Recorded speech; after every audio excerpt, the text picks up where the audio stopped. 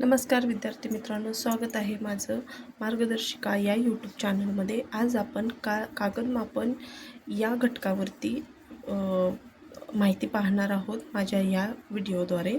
तर त्यामध्ये आपल्याला डझन, ग्रोस, रीम, एक ग्रोस म्हणजे किती कागद, एक डझन म्हणजे किती कागद, एक दस्ता म्हणजे किती डझन, एका रीममध्ये किती डझन असतात किंवा किती दस्ते असतात, ही माहिती आपण या व्हिडिओद्वारे पाहणार आहोत। चला तर आपण पाहूया। आपल्याला माहीतच आहे की एका डझनामध्ये 12 वस्तू किंवा 12 कागद असतात। तर 2 डझन म्हणजे 24 कागद किंवा 24 वस्तू असतात। तर एक दस्ता म्हणजे किती? एक दस्ता म्हणजे 2 डझन, म्हणजे वस्तू असू देत नाही तर कागद असू देत, ते 2 डझन म्हणजे एक दस्त असं असतं। एक ग्रोस म्हणजे एक ग्रोस म्हणजे 12 डझन, एक ग्रोस म्हणजे 12 डझन। तर त्यामध्ये 144 कागद असतात, 12 गुणिले 12। आणि दस्त पाहायला गेलो आपण तर एका ग्रोसमध्ये 6 दस्त असतात, 6 दस्त असतात। तर आता एका रीममध्ये 480 कागद असतात आणि दस्त पाहायला गेलं तर त्यामध्ये 20 दस्त असतात। म्हणजे कागद किती असतात एका दस्तामध्ये? 24। तर त्याला गुणिले 20 केल्यानंतर आपल्याला 480 म्हणजे एक रीम असे कागद भेटतात। आणि एक रीममध्ये किती डझन असतात? तर 40 डझन असतात एका रीममध्ये। चला तर यापुढील आपण ही बेसिक माहिती पाहिली, आता आपण याच्यावरती उदाहरणे पाहू। चला तर उदाहरण पाहूया। उदाहरण क्रमांक 1, 240 कागद म्हणजे किती दस्ते कागद? हा अभिरूप इयत्ता 4थीच्या 2026च्या प्रश्नपत्रिकेतला प्रश्न आहे। तर 240 कागद म्हणजे किती दस्ते कागद? तर आता एक दस्त म्हणजे किती? एक दस्त म्हणजे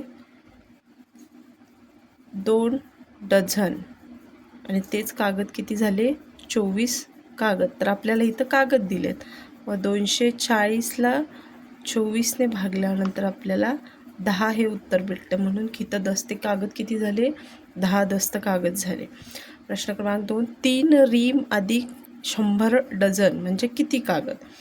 3 रीम, एका रीममध्ये 480 कागद असतात, म्हणून 3 गुणिले 480 अधिक डझन 100 गुणिले 12। तर 3 गुणिले 480 म्हणजे आपल्याला इथं किती भेटतात? 1440 अधिक 100 गुणिले 12 म्हणजे 1200। तर आपलं उत्तर आहे 2640 एवढे कागद।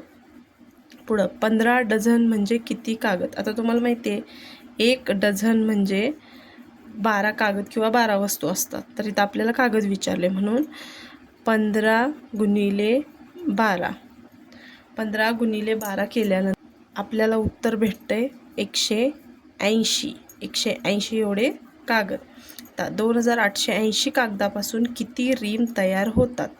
एक रीम म्हणजे 480 कागद असतात, तर आपल्याला 2880 कागद आहेत, म्हणजे आपल्याला किती घ्यायचे आहेत? कागदच घ्यायचे आहेत। इथं 2880 भागिले 480 केल्यानंतर 48, शून्याला शून्य गेले, 48ने 288ला भागल्यानंतर आपल्याला इथं 6 उत्तर येते, म्हणून किती रीम तयार होतील?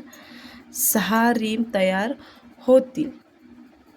चला तर पुढील व्हिडिओमध्ये आपण भेटूया नवीन घटकावरती नवीन माहिती घेऊन। तोपर्यंत माझ्या चॅनलला लाईक करा, शेअर करा, सबस्क्राईब करा आणि मला सपोर्ट करा।